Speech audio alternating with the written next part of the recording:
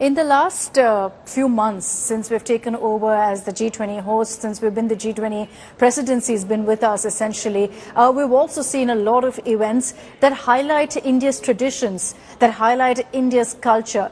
Do you think that's a welcome move essentially, Gurudev? Because, you know, there's a lot of talk about embracing modernity, but here you have India deeply rooted in culture and tradition. The beauty is we are never against modernity. See, Indian culture has always been adaptation, has been its language, and it has always embraced new things in it. So, you know, we are like an old tree which has deep roots, ancient roots, and fresh leaves. How does this kind of an event to you really ensure that India's story is spoken of globally, that our reputation, our place in the global world order really changes? As I said, you know, we had to speak with confidence, not be apologetic about our roots, our tradition, and really put forth the best we have. Otherwise, you know, we are always seen as some sort of backward, you know, and outdated believers. That is not the case. We have the real, you know, wisdom and scientific temper. And that's what is most essential today.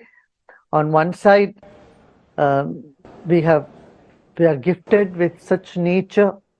You know, you have Himalayas, the snow cloud mountains to beach, warm beaches of south, and we have so many languages, and our food varieties are something that cannot stop charming people around the world.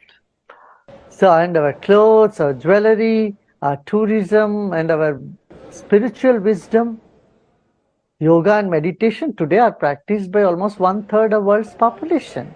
You know, I know 42 years back when we started, it was not the in thing, or it was not the narration of the mainstream. Today it's different.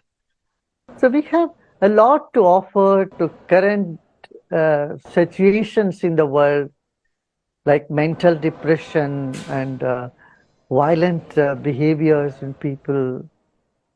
Yeah. Very good points. You know, Sri, when we're talking about India's culture and taking it to the world, I know that you and Art of Living is also involved in a World Culture Festival. Do you believe that India's tradition really is setting the stage for us to be recognized globally, that our traditions is what everyone's celebrating? Yes. We have said the Vasudhaiva Kutumbakam, that's been our slogan from ancient days. And we have always considered the whole world as our family. And so in Washington, D.C., in the National Mall, we'll be having the World Culture Festival, the 4th World Culture Festival. You know, the first we had in Bangalore, second we had in Berlin on the 75th anniversary of World War II. In the same place from where World War II was announced, we had World Peace Meditation from the stadium, Olympic Stadium in Berlin. Then we had in Delhi. And now it will be in Washington, D.C. end of this month, yes. And people from 180 countries are participating in it. You know, that sounds truly amazing, and I do believe that these kind of events essentially open up India's prospects, and everyone knows all about the India story. Gurudev, just before I let you go, there is also another issue that I wanted to address away from G20. I'm not sure if you've been seeing all of this talk about Sanatana Dharma that's happening right now in the country. There have been many who are questioning whether it's linked to Hinduism, whether it's actually a principle that propagates casteism. I wanted to know, what's your view as a spiritual guru on this, Sri? See, Hinduism or Sanatan Dharma has always been progressive, and reforms have always been welcomed here, and right from the time of Adi Shankara and even before, reforms have been part of the Dharma.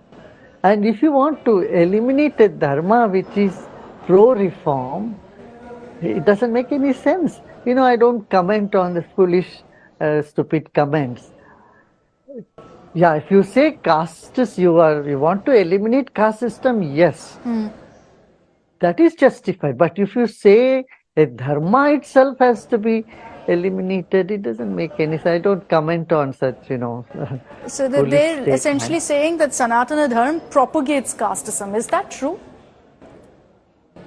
No. See, if you see, there are caste system is prevalent throughout the world in the form of profession, and professional clubs are there, professional groups are there.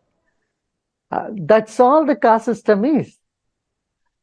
Janmana jayate shutra karmana dvija uchyate. Our scripture says it's only by profession you take on a caste. Caste is nothing but a profession. It's not that which comes to you from birth. Very, In very fact, interesting. if you are born in an atheist family, suppose you have freedom to, you think you have a freedom to become a thesis? Can you become a believer? If you are a family of DK, what you will say? That becomes another caste, right? Dravidakarya has become another caste. No, we need to rise above the petty things. We need to bring reforms, no doubt. There should be no oppression. And if you see 1,000 rishis in the Vedas, most of them are from what we call Dalit class, our lowest classes, caste. So there is place for everybody, wherever you are born, and whichever family you are born, you have infinite possibility to become the leader, to rise to the top. Okay. That is what Sanatana Dharma has always said. So cleverly, some people said, don't ask the origin of rishis, because when you go to the origin of rishis, the rigid caste system which was followed will simply fall away, fall apart. And from Swami Dayanand Saraswati, of Arya Samaj, and Kabir, and Vallar in Tamil Nadu, and many saints are all from different castes. Caste system became rigid somewhere in the middle.